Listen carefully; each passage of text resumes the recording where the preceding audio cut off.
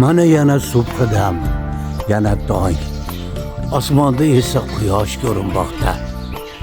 Yana bahor, yana olam nurga to'ldi. Qalbimdagi muhabbatim yana ko'hna qo'shiq bo'ldi. Bu qo'shiqni kuylar qushlar, yaratgandan so'rab rizq ro'z. Has giyoh ham shivirlar, zumrad tomchi taqsa Navro'z. Xudoga shukrlar bo'lsin.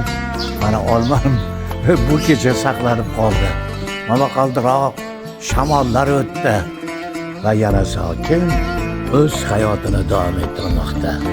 Mevalari esa kundan kunga katta bo'lib boryapti.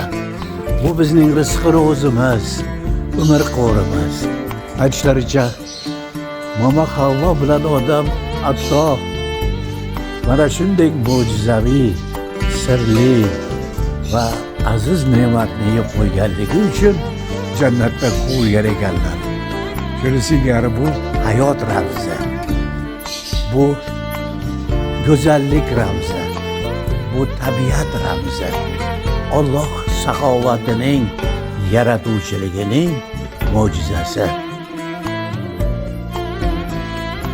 Qarang, bu hovlimizdagi bir tup olma nihoyatda ko'p qilgan.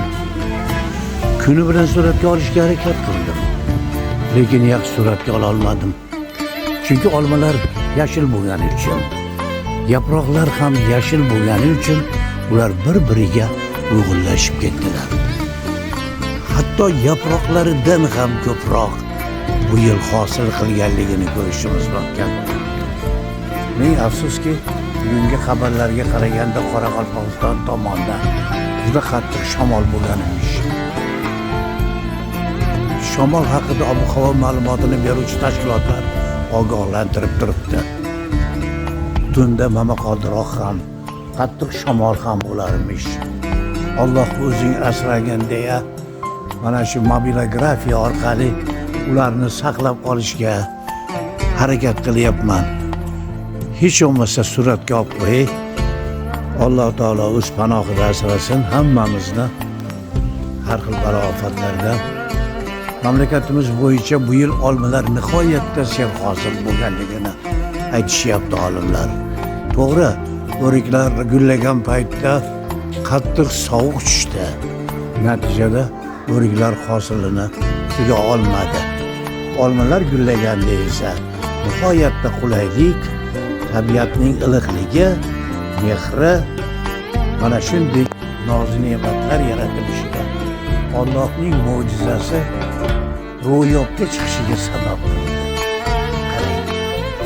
Qarang.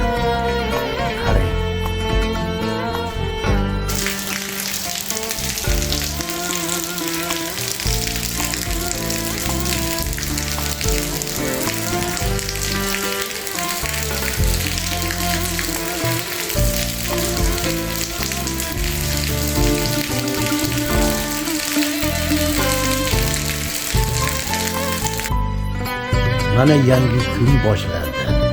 Yana subhidam. Kuni bilan yoqqan yomg'ir allaqachon chekindi.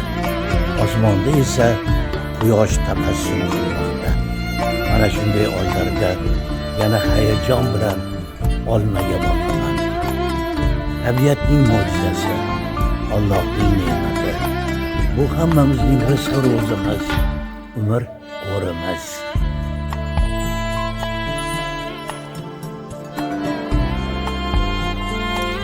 Mayli, u olmami, bexmi, anormi, anjirmi, nima bo'lishidan qat'iy nazar serhosil bo'lsin. Xalqimizga, farzandlarimizga, nevaralarimizga rizq ro'z bo'lsin. Allohning mo'jizasi bo'lib, abadul abad bog'larimizni bezab tursin. Kunning mana shunday issiq kunlarida, demak bugun Toshkentda 35-36 daraja issiq, lekin kayfiyatimiz ham nihoyatda yaxshi. Mana shunday yaxshi kunlar ko'p bo'lsin, bog'larimizda hosil ko'payaversin, g'arb pishaversin. Assalomu alaykum, yoz yaqinlashmoqda.